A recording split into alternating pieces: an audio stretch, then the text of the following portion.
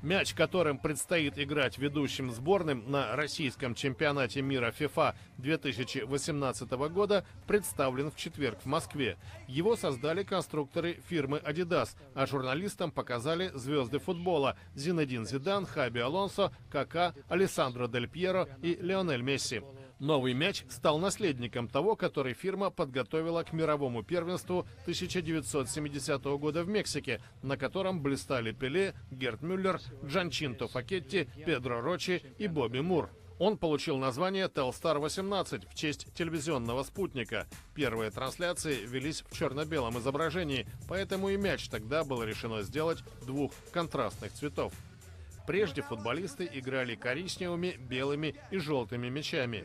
Новинка изготовлена из переработанных материалов и включает высокотехнологичные элементы. Как сказал капитан сборной Аргентины Лионель Месси, он уже опробовал Telstar 18 и остался доволен.